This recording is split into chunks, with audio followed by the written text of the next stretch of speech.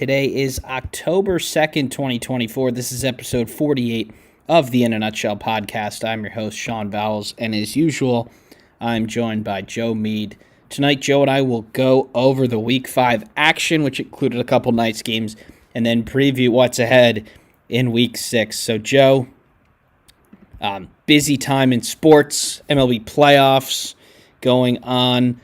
But at the end of the day, we got some college football games to talk about. First, let's go to where it all started Friday night in New Jersey.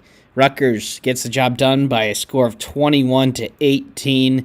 We wanted them to win this. We wanted them to show that they'd taken a step as a program, and they did exactly that. Yeah, Sean, a relatively impressive victory, and I say relatively because if you look at the stat line, and this has been highlighted a lot about Washington, particularly in their previews for their upcoming games, which we'll of course get to. Washington outgained them, and I believe the final tally on it was 521 to 299. So they had 222 more total yards than Rutgers. And what's the difference? It certainly wasn't Will Rogers throwing picks. The guy's yet to throw one all year.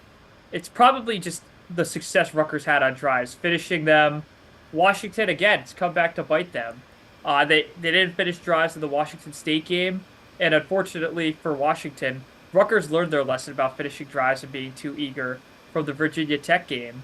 And Anthony Kaliakmanis, that's superstar numbers, 14-24, 115, didn't have that great a performance, but he just did what his job is. He got guys in position like Ian Strong, Samuel Brown V had a heck of a game too on the ground. And Anthony Kaliakmanis, it's kind of funny. You don't think a quarterback at Rutgers would have to be in this position, but thus far, all he's had to do is not lose them games and just put guys in position. I think he's been a net positive simply because last year Gavin Wimsatt could not do that. And, credit to Rutgers. I don't think Washington was in any means outcoached. Missing 3 field goals completely changes this game, including the one at the end, which I didn't think was that. I think the guy went out there and you could kind of tell he was not going to make it. Had the nerves. And not great for Mr. Grady Gross, but potentially could redeem himself later on. Sean, the bottom line is, I think Washington's a good team. It just can't finish drives. It can't get out of its own way. And the offensive line at this stage is really concerning. We saw a little of that in the Washington State game, but Rutgers lived in that backfield. And even though Jonah Coleman averages 7 yards a carry on the year, he's not getting as many holes as he should because when he does, he explodes. He's one of the more impressive running backs thus far in this conference. But no match for Kyle Monangai. 21-18. I thought Rutgers could have put the game away too. Washington certainly hung in there long enough and unfortunately misses that field goal right at the end. Yeah, the three field goals is hard to overcome in a game where there won't be a ton of points, and that ultimately was their undoing. But, Joe, we made it even into a short. You identified 2 players that were going to make a difference in this game. Monangai for Rutgers, he certainly did that, 130 and a touchdown. And then Giles Jackson for Washington didn't have a terrible game, but only 7 catches for 59 yards. So Rutgers star plays better, Rutgers wins the game. Pretty simple concept there, and glad that it was a field goal. I think I did predict Rutgers by a field goal again, so that's 2 weeks in a row let's see who I predict to win by a field goal this week. Probably none of them because all the games shouldn't be close. But, I thought I did that and glad that I remembered that. So, Joe, we'll turn the page to Saturday. Michigan gets the job done by the skin of their teeth against Minnesota. The Wolverines win 27-24. It looked like, Joe, this was going to be easy pickings for Michigan. Up 21-0 deep into the second quarter. You're up 24-3 heading into the fourth. But a couple touchdowns and a near onside kick, and Minnesota almost had a chance to win it there at the end. Are you saying a win's a win, or are there concerns that need to be noted? I think there are definitely concerns. Certainly a win's a win, and based on what you've seen around the country about teams losing games at home that they shouldn't, particularly in Ole Miss, you don't take this for granted at all because Ole Miss was 1 or 2 lucky plays away from winning that game, and Michigan was 1 or 2 plays away, particularly the onside kick, which I thought in person was offside, but then after watching the replay, I'll be the first to admit maybe not. Could have been illegal touching. I really don't know, but I'll put it to you this way. If that was at Minnesota, who knows if that call goes Michigan's way. That's my point of saying Michigan's flirting with the line, and we're going to preview the Washington-Michigan game, certainly one of the premier games in all of college football this Saturday. Kind of not the best slate for top 25 matchups, but back to this game, Sean. Michigan is really bad in the second half, and it's pretty shocking because in 21, 22, and 23, the trademark of those teams was those second halves. Now, the Michigan haters out of the woodworks are going to scream about the Connor Stallions, and whether you want to attribute it to that or not, the fact is Michigan this year has not been that. Minnesota, I want to highlight something pretty interesting, Sean. Marcus Major and Darius Taylor, only 15 combined carries, Taylor getting 13 of those, only 42 yards. Minnesota usually isn't in games when their top rushers are averaging about 2.8 a carry. Max Brosmer, too, not that spectacular a game, threw a pick, kind of threw it around. But Minnesota's special teams keeping them in the game, a big return. Uh, the defense, too. They did not fall for anything Michigan did in the second half. It's almost as if Minnesota watched the entire first half in the 15-minute intermission and knew every play Michigan was going to run in the second half. A credit to them. And Michigan just didn't adjust. Minnesota did, and that's why this game is closer. And that's twofold for Michigan. They have a coaching concern. And now it's getting to the point, Sean, where before this bye week, Will Johnson didn't play, Josiah Stewart didn't play. They're projected to play against Washington, but the theme for Michigan the last two games has been to survive, and that's going to include this game against Washington, because then you have the bye week where you can get everyone healthy. But man, Sean, it's not good for a team like Michigan to be flirting with it 2 weeks in a row. What say you? Yeah, we'll talk about them more long term on our power rankings episode, which will be coming out at a later date. But they pick up the big win against USC. We said this is kind of how they have to play.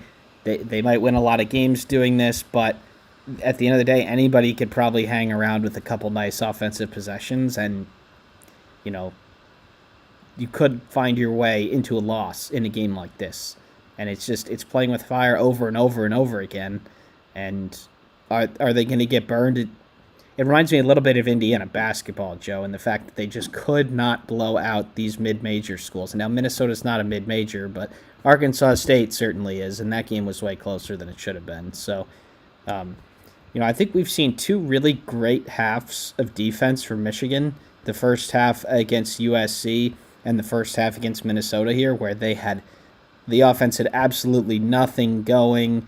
And correct me if I'm wrong, Joe, but I don't remember a drive for Minnesota that had more than one first down, maybe deep into the third quarter. It was just a lot of punts, and they did have a couple turnovers in there, but man, the Texas first half and the Minnesota second half, it looked like a different team out there than the two good halves. So which one is more like it, their actual team? Probably somewhere in the middle, but you can't have bad halves like that and win a football game with the offensive limitations. And there are teams good enough in this conference to win games like that, especially if they're on the road. But you get the job done. You're going into a team in Washington next week. We'll talk about later, but that's certainly a winnable game. Up next, Joe, we have got the Indiana Hoosiers.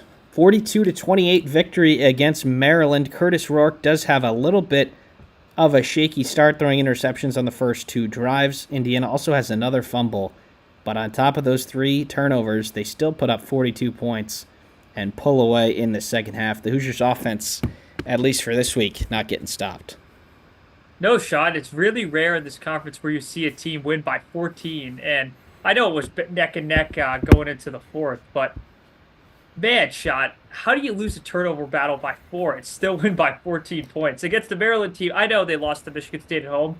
A Mike Locksley team is always going to be competent offensively. I found it interesting at media days that he was touting the defense because I'm still yet to see that. But Indiana, they sustained punch after punch. It didn't really react. The Roman Hemby 75-yard run, every turnover. Indiana just seems like a bunch of guys who don't get nervous, who frankly don't care, and I mean that in a complimentary way. This is a team that had very little expectations going into the year. So seeing them fall behind at times in this game, I don't think it fazed them at all. In fact, I think it kind of didn't even spur them on. They were just like, all right, it seems like a bunch of guys just there to play. I really don't believe that Indiana is I don't think we have the complete story on them. We'll talk about the power rankings. I don't want to overload on that yet, but interesting tidbit today, Shaw, before I do forget. Donovan McCulley did enter the transfer portal. Uh, he was looked at by a lot of schools this offseason, particularly of Michigan. I think Penn State threw their hat in the ring, if I'm not mistaken. But I don't know what the vibes are there. But point being, for the time being, Indiana 5-0. Got a game against Northwestern this Saturday, which we will preview. Nothing much else. Kurt Cignetti's probably my front runner for the coach of the year. We'll get into that later. And Indiana, Curtis Rourke, though the terrible QBR, the terrible turnovers, still led them all the way back and into further heights. So good on Indiana. And at the end of the day, the weather was pretty bad and the 3 turnovers, and you still get to 40-something points. That's pretty impressive. Never panicked. And while the score was, Maryland didn't get ahead in the second half, but it certainly seemed like this game was way closer than it should have been. And then water found its level at the end of the day. Up next, Joe, we have got a number of quick hitters that we're going to go through here before we get to the big game on Saturday night. Oregon, USC, Ohio State all roll their opponents that they should have. If you want to pick out one out of the hat to talk about. But other than that, these teams did their jobs and they made the inferior opponent look inferior. I think one concerning aspect for Ohio State, and it's not in terms of losing to most teams in this conference, it's in fact the idea that they're a national title contender, which is still true. Will Howard, some of those plays were just shocking from a guy who's been in college football this long. And luckily for them against Michigan State, that didn't even come close to costing them. I do want to highlight that Michigan State's turnover problems continue, though, in this week, aside from the Childs pick to Denzel Burke, a lot of those were random. The Childs face mask was a missed call. I don't think that really changes too much of the game. Certainly changed a lot of the momentum. The Jack Velling fumble, that was just a heck of a play by Igbeneusen. And, I think Michigan State's getting better, but in spite of that, Ohio State, Jeremiah Smith, I think between him and Ryan Williams, you have 2 of the best receivers in the country. These kids are not even 19, which is shocking. So, if you want entertaining football, I just watched Jeremiah Smith and Ryan Williams. Those are the 2 most exciting players in college football that are not the quarterback position. So, good on Ohio State. I think they have a lot of things to fix. I think their defense certainly number 1 in the country in scoring. Have they really been tested? I think this was their biggest test, and they passed it, making a young guy like Childs, who is explosive, but who also makes a lot of mistakes. They baited him into things, and they were sound tackling, sound going after the ball. So Ohio State first, somewhat of a quiz, not test, and they passed it with some concerns, but like we know, Sean, they're going to be semi-tested this week and really tested on October 12th. So good on the Ohio State Buckeyes. Nebraska also bounced back with a nice victory at Purdue. They did take a couple possessions to get off the ground. No score at halftime in that one, but that was at Purdue at the same time that Indiana was playing not too far away. The weather wasn't great for Raiola and co there, but at the end of the day, they roll. So, Joe, I think we are one more game, the big one, from Week 5, as we're going a little quicker today. That's by design. It was Penn State hosting Illinois. Not quite a whiteout, but whiteout energy for Coach Franklin there. The students certainly brought it, but also you got to give credit to Illinois. They brought it. They just, at the end of the day, were outmatched. Penn State's a good football team. They get the job done 21-7, and their defense makes life really difficult for the Illinois offense and gets them across the line. Yeah, I think this is another thing I hate to do because I really liked what Penn State did. Luke Altmaier was really frustrated, you could tell. Any time they made any significant gain in yardage, and which against Penn State could be like any first down against them significant, he would get sacked. They would false start thanks to the crowd, which really brought it. I was super impressed in a non-whiteout game. It felt like one, at least from what I heard on TV. Maybe that's NBC sound intervals, which have been a conspiracy on a lot of message boards, but I digress on that point.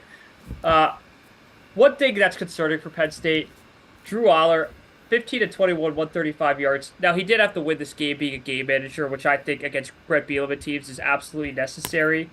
Bottom line is, I don't think you could bake on Kaytron Allen and Nick Singleton having as solid performances they had against an Ohio State, certainly a USC. So maybe Andy Kotelnicki is hiding things from those games. I'm reserving my full judgment of the Penn State offense till then. They're lucky their defense brought it. In spite of Winston being out for the year, Jalen Reed was super impressive all over the field. Abdul Carter, who's one of the premier defenders in the conference, was all over the field as well. 4 tackles for loss. I mean, Illinois could not get any momentum offensively outside of the first outside of their first drive. So really good on them. Great job by Tom Allen adjusting. And I still don't think any less of Illinois. I think they're a great defensive team. I think Luke Altmaier is a really solid QB. The interception, I mean, who really cares at that stage? And, you know, how good could he really do when he was under duress? I think his total like rushing yards was minus 28 because he was sacked like a million times. So not much he could do, not much Illinois could do. Certainly not the worst performance they could have had. And frankly, a team still ranked in the top 25. I thought them being dropped from 19 to 24 was a little harsh considering what they had to go against. But They covered their spread relatively absolutely. easily, and which we said would probably happen. And Illinois kind of did things that you need to do to have a chance to win on the road, and they certainly did here. The 14-point victory, I think, actually is probably a little harsh on Illinois because they were right there for almost this entire game, and that's really all you can ask for on a road environment. But Penn State ultimately gets the job done. Their defense takes them across the line. So, Joe, that's week 5. Just perfectly about at the halfway mark where I wanted to. So we will turn the page to week 6. Friday night football on Fox this week. It's an hour later because that means we're headed out west. Michigan State and Aiden Childs head out to Oregon to play the number 6 ranked Ducks. This is Friday. I haven't seen a lot of Oregon this year, Joe. I've seen maybe 5 or 6 quarters of them.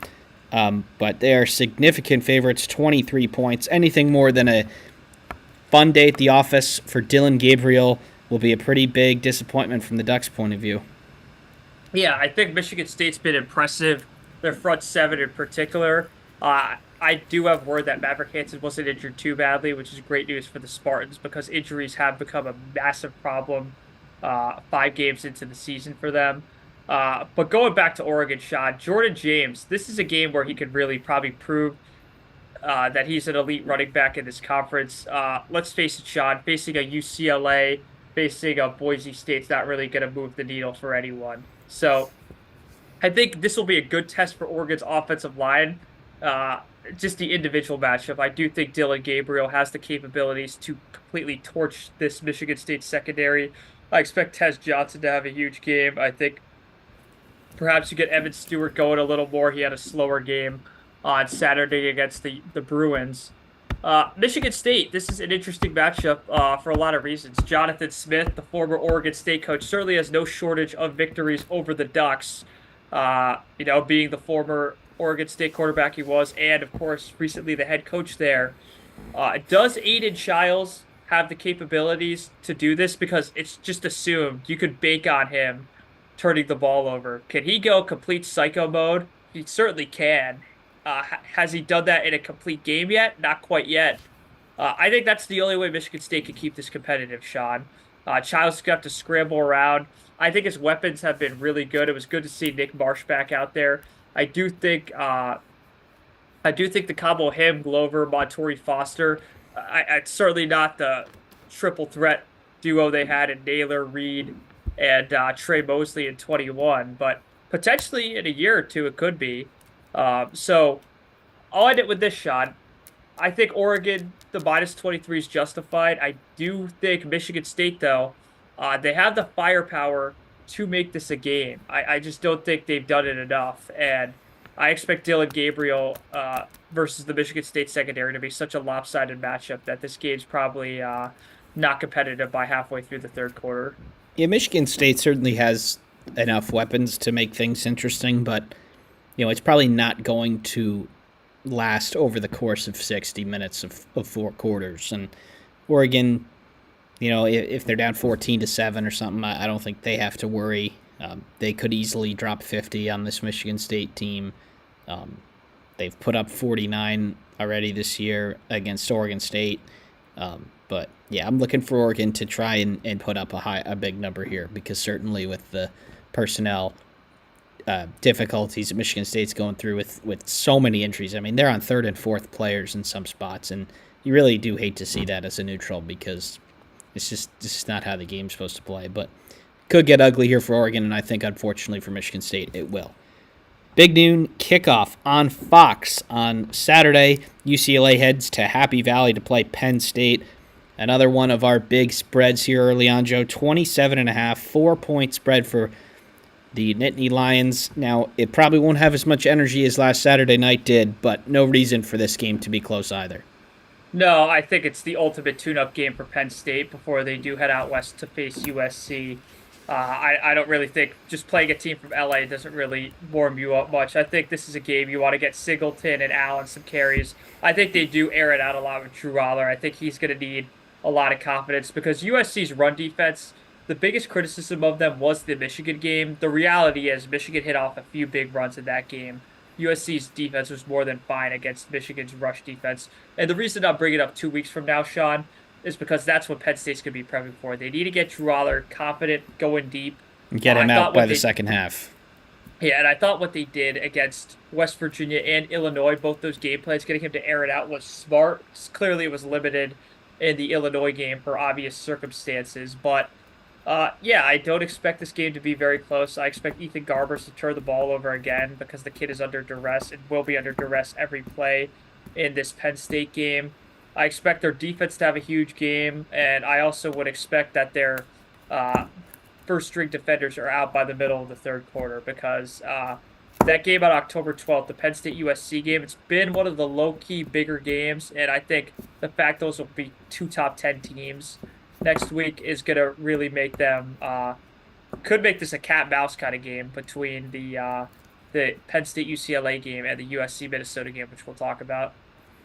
Yep, at this point, there's a likelihood for a slight hangover after the high energy of last week, but in football, that's a lot more unlikely to happen just because of it was a week ago, and if they're out of there by halftime up 2 or 3 scores, it'll be easy pickings for them. Now, the other ranked team with a high spread, Joe, a little bit of a higher quality opponent, that's Ohio State. They welcome Iowa to the shoe.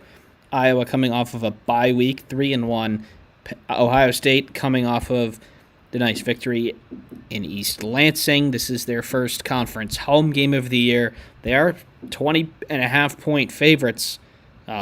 Certainly they should outmatch Iowa in almost every position, but at the same time, Iowa is capable of making this a game. Yeah, it's just a point to bring up that people will laugh at. I don't mean this as a slight. Cade McNamara, one of the few QBs actively in college football who's beaten the Buckeyes, only Big Ten quarterback, I might add, to do that. So if you want a revenge angle or a ooh-ah angle from either side, there it is. Caleb Johnson, he's the key for Iowa's offense and, frankly, Iowa's team in this game. I think Phil Parker is going to keep this game as competitive as possible, even in 2022 when Iowa had almost as morbid an offense as they did in 2023. They still kept it close because Jack Campbell was getting turnovers, Stroud threw a few picks. Didn't really matter, though, because Iowa would turn it over just as quickly as they got the ball back. And I do think that's what Cade's going to have to do in this game to keep it competitive. I think they're going to have to ride Caleb Johnson. He's going to have to get going because Iowa's passing game is not going to do it. It won't suffice. I think getting to third and manageable is the key here. I do think playing 4 down, which is so against Kirk Ferentz's philosophy, might be in play here. Like if it's a 4th and 1 at the Ohio State 40, I think normally Iowa would heavily consider punting. In this game, you might not be able to do that because Ohio State's going to score. I think they'll score at least 25 points, and that's the bare minimum. I do think Ohio State weapon-wise, I think Will Howard's legs in this game might be used a lot more extensively than ever before. I do think Iowa's secondary is going to challenge Jeremiah Smith to an extent and Emeka Ibuka. I do think Quinshon Judkins and Henderson will hit some big plays, but I don't think they'll have the consistent beat-down mentality that they've had in their last 4 games. So I think certain matchups in this game are really interesting. I ultimately think, though, the overwhelming talent Ohio State has and the amount of ways they could burn Iowa burn Iowa's defense is going to give in by the end of the third, and I think Ohio State probably wins. The spread's 20.5. I think Iowa probably covers that, but it's like we'll call it a 31-14 type victory where Ohio State is never really in doubt. It's just they don't want the big screw up, which is to give Iowa the ball. Don't give Iowa the ball with 20 yards to go. Make them earn all 80 yards, because chances are against this Ohio State defense, it'll be a rare occasion unless Caleb Johnson breaks out a big run. And Joe, you mentioned Caleb Johnson. With the exception of Ashton Jeanty from Boise State, Caleb Johnson might be the best running back in the country, or second best behind Jeanty. Maybe Mullings is up there too, but he's been awesome so far. And usually, an Iowa offensive player doesn't deserve, any sort of mention, just because, other than maybe a tight end over the past few years. But they've got a superstar, and we have seen crazier things happen where he runs for 200. Will Howard has 2 interceptions, including 1 pick six, and there is a way that Iowa wins this, like 23-20. Highly unlikely, but of the 3 games that we've talked about, it's certainly the highest likely. I think it's probably a game where it ends up being a 20-25 point Ohio State victory, but Iowa was really there until, maybe Ohio State scores 3 touchdowns in the fourth quarter or something like that to pull away. But this is a big game for Iowa because the schedule does get very, very light after this. You're hosting Washington, going to Michigan State, hosting Northwestern. So even if they do lose here, they do need something to build on as they try and attack the rest of the season with likely their second loss and first Big Ten loss. But something that you can get from. They're coming off a bye week, so they should be sharp. They should be healthy. So we'll see. That is 3:30 on CBS. We've got a couple of other games here. Joe, we'll talk one that you mentioned earlier. The number 23 ranked Indiana Hoosiers head to Illinois to face Northwestern. The Hoosiers come in at 2 touchdown favorites. This is 3:30 on BTN. Indiana's ranked. People are starting to believe the hype. There has been spots like Nebraska a couple weeks ago that once you get the number next to your name, once you get the national media talking about you, it is possible to lay a stinker. Indiana, a weird environment. It's on this temporary football field there at Northwestern. Indiana's got to do well enough here to not slip on the banana peel. Yeah, interestingly enough, Sean, I just looked at tickets thinking they'd be low. The tickets are as low as 129. I don't know if it's the limited seating. Yeah, it's definitely could be that. Yeah, probably definitely that. But there might be a significant Indiana presence at this game, something you wouldn't really see at a Northwestern event outside of a basketball game between the two schools. I think Indiana's just got to be what they've been. They've been a team that's given 0 Fs, for lack of a better phrase, and I didn't say the word because I know we have some younger listeners that are relatives of ours, so I don't want them learning that on a recorded podcast. But, Sean, I do think Indiana, all they have to do is just be business as usual. Curtis Rourke, hold on to the ball, man. You have enough weapons. Ellison's got to break a few runs, but I think this -14 is an interesting line. I think they do factor in just the weird environment. But if this was at Ryan Field, I do not think this line would be as tight. I do think Indiana is probably 20 points better than this Northwestern team, who's really directionless in the passing game. So I think Indiana's best bet is to stuff the box. Don't let a Cam Porter beat you. Certainly don't let an H.A. Henning or any other wideouts get more than 20 yards, because I do think making Northwestern drive the distance of this field is going to be something that will not be a consistent trend in this game. So give me the Hoosiers. I do think they cover. I don't think they mollywop them. I do think they probably win like a comfortable 35-17 type victory. Ultimately, though, Sean, Indiana should be careful if they turn the ball over like they did against Maryland. It might not have factored in against in a home game against the Mike Loxley team, but man, David Braun, not the guy to turn the ball over against, especially in this weird environment. Yeah, the people were saying, well, Indiana's looked great so far. What happens when they get a little adversity? I think you can argue that they had some against Maryland. That game was there was a ton of possessions in that one. You might look up at the scoreboard and say, oh, Indiana gave up 28 points. Not a great defensive day, but with how quickly those teams were scoring, I thought Indiana's defense did more than enough to win that game. So you want to build on that. You want to build on your offense. You have a number of weapons, even in the running game, that haven't been used much, like Tyson Lawton. And then even with the absence of McCulley, you still have Surratt Price in the receiving game. And you do have one of the better quarterbacks in this league in Curtis Rourke. So, I say this a lot. If you're really as good as you think you are, you win this game by at least 12. And it's over rather quickly into the second half because, you see the ESPN college football playoff projection model now has Indiana involved. I don't love that as an Indiana fan, but can't go anywhere if you don't win this game. Rutgers at Nebraska, Joe, 4 o'clock on Fox Sports 1. Jump pad time for this one. The season could go in a number of different ways depending on who has more points at the end of this one. Big win for Rutgers last week in front of their home fans. Nice bounce-back win for Nebraska last week. Rutgers heads out to Lincoln to face Dylan Raiola and the Cornhuskers. What are you looking for here? I think this is the ultimate Nebraska offense, not redemption tour, but start of the redemption tour, let's face it, Sean.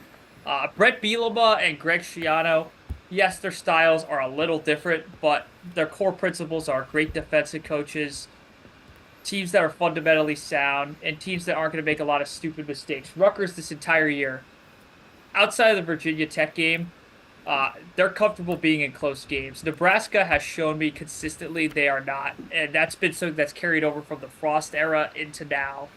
I think Nebraska laying 7s are really interesting.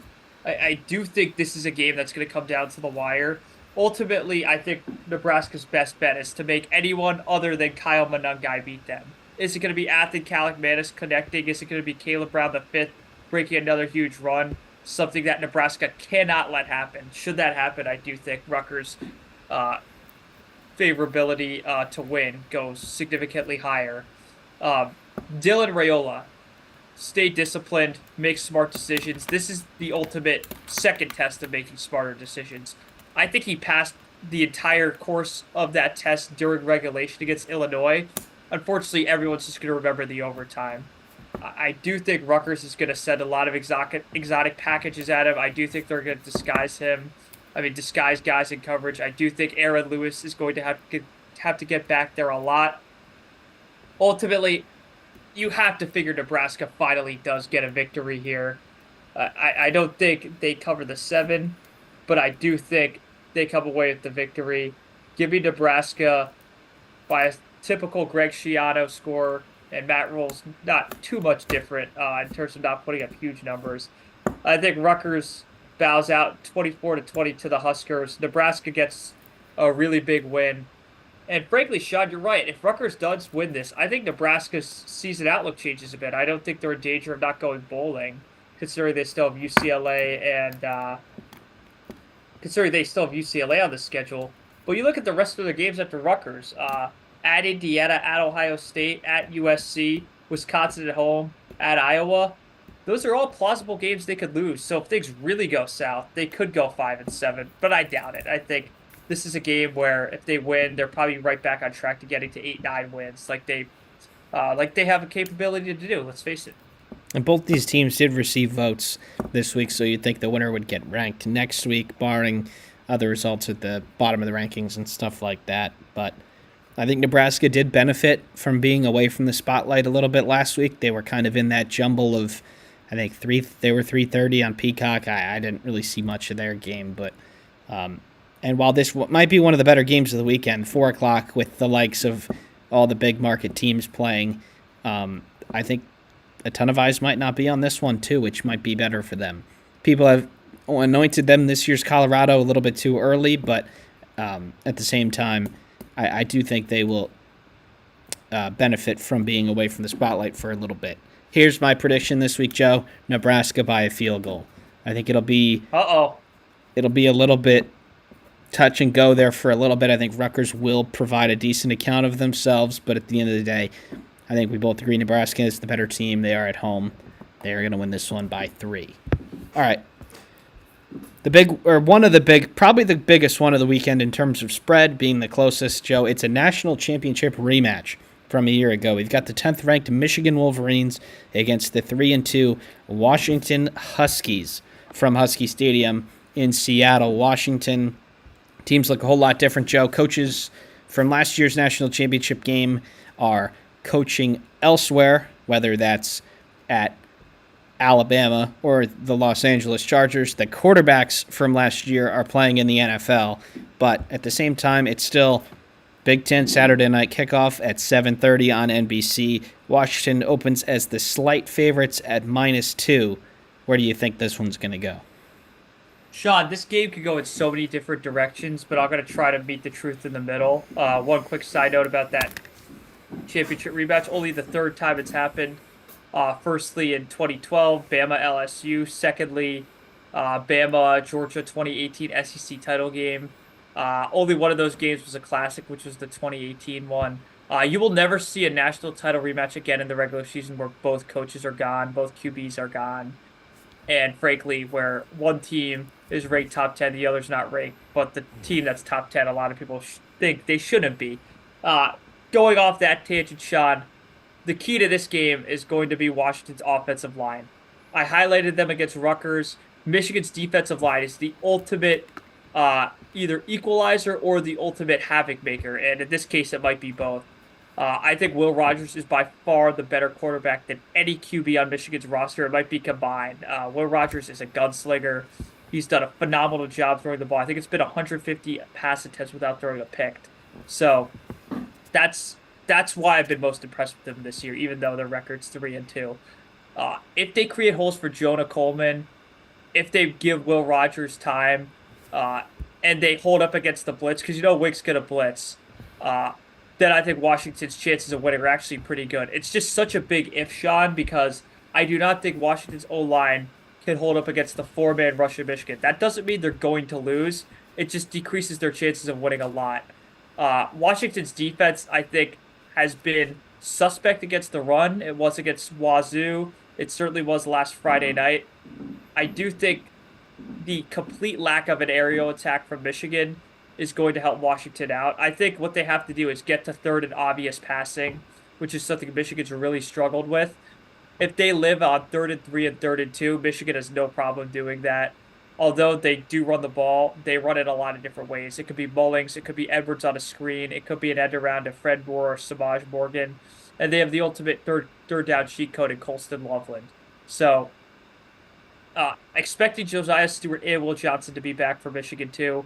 Will Rogers got to protect that ball, and that includes when he's getting sacked, because Michigan's gotten lucky on a few fumbles this year. Certainly, if he sees trouble back there, he's got to tuck that ball and not let it come out, because whenever Michigan gets a turnover in a game, Sean, and they shorten the field, it really demoralizes the other team, and ultimately it's what cost USC from being undefeated and probably being a top 5 team right now. So, certainly a lot of lessons to learn from that and a lot of points to take. Now, I do got to make a prediction. I do think Michigan wins an ugly game, 28-19. I do think they finally win a game by 2 scores. Ultimately, Sean, I think the game's really close, and Michigan at the end does their typical wear and tear of Washington's defense, who will probably be out there a lot, and they win the game 28-19. Yeah, I actually am very close to that in my prediction, Joe. I do think Michigan dominates the time of possession for the most part, does run the ball kind of at will. I was a little bit unimpressed with Washington's defensive line against Rutgers and Kyle Monangai, and they are a good unit for sure, Rutgers O-line and Monangai, but Michigan is times 10 in terms of offensive line, running backs, 2 really good ones, plus a quarterback that can use his legs. I just think every team is going to find out exactly what their defensive line is about when they play Michigan. And more times than not, teams have not been consistent enough in stopping the run against Michigan. Whether, USC, you did mention they did a good job overall, but Michigan still cracked 4 or 5 big runs off, and that's really all it takes in a game with Michigan's defense. I think Wink will learn from that second half last week not to take the foot off the gas and get after Washington like they did to Minnesota in the first half, where they didn't even get past the sticks more than a couple times. But I do think Michigan wins too. I think it might be a little uglier than that, Joe, in terms of scoring. I think the first to 20 probably wins, and I think it's Michigan 24 to, let's say, 16. But could go either way, honestly. Washington's a good enough football team to win this game, especially at home. And, their fans are still the same people who watched J.J. McCarthy and his boys beat Michael Penix and Rome Odunze last year. And they certainly, the atmosphere should be better than an average one. Last game of the week, USC goes to Minnesota. Joe, the only true Big Ten West road game for USC this year. It's not cold enough yet to be an ultimate weather classic. But USC comes in as only 8-point favorites. Minnesota a little bit unlucky to have 3 losses on the year. PJ Fleck it's starting to get a little warm. Not going to say hot yet. Minnesota fans a little bit disappointed for sure on how things have shaken out, but they're definitely better than their record, and they've got a great opportunity for a statement win. Yeah, Sean, this is a game where Marcus Major and Darius Taylor are going to have to show up. And Max Prosper, I'm not going to say protect the ball. I think he's got to play make. He has the ability to do it. I think he's got to take some risks. I think he could get yards on the ground. I do think it's going to be there. I do think Daniel Jackson's going to have to make a lot of big plays in this game to keep drives alive. And I don't think Minnesota should shy away from that run game. I think USC's rush defense is really stout. But I also do think Taylor and Major are still dynamic backs, and the duo of them is a really good combination. And Sean, I really think you're right. Brosper does have to take some risks in this game. I think USC's offense is as efficient as they come. They're probably going to put up 28. I think you're going to need at least 30 to beat them, considering that the Minnesota defense has really struggled in the first halves of games. They make really good adjustments at halftime. But, Sean, if they get beat by big plays in this game, if you let a Zachariah Branch, a Hudson, or even a Woody Marks break off a big play, that's going to be really demoralizing to a Minnesota team that's probably going to want to play this game possession by possession. And, Sean, I do think PJ Flick could really change the narrative on this season should they upset a top 10 team at home. I ultimately don't think that happens. I think USC hunkers down. I think the second half last week against Wisconsin was a huge statement. After being down 21-10, they really just dominated. And a lot of those in the first half were stupid plays, like muffing a punt, letting Wisconsin get like a 70-yard reception. I don't understand how how DeAnton Lynn didn't rip that guy in practice. He probably did. We just didn't get it on film. But regardless, Sean, I think USC wins this game about 35-17. I do think Minnesota can keep it competitive. It's just that USC is going to have too many big plays, and I don't think the Gophers are going to be able to go punch for punch with them. It's time for Minnesota for the performances to start meeting their results. You hear it in a lot of different sports, whether it's soccer or basketball or football. They lost to North Carolina because their kicker missed 2 kicks. That happens. They lose to Minnesota they are Minnesota. They lose to Iowa. They were up at halftime, and they were inches away from having a chance to beat Michigan at the Big House. So they're right there. If they want to turn the page on this season or turn the tide on this season, they certainly could pick up a victory here, and then you get the likes of UCLA and Maryland the next 2 weeks, easier victories there. And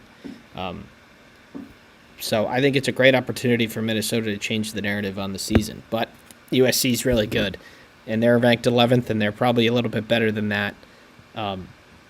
And they're probably in the college football playoff if the season ended today, and they have opportunities to do so for sure, but big opportunity for the Gophers. So, Joe, coming in just under 45 minutes, exactly what we wanted. That's all we have for you today in the Week 5 recap and Week 6 preview. We will see you next time.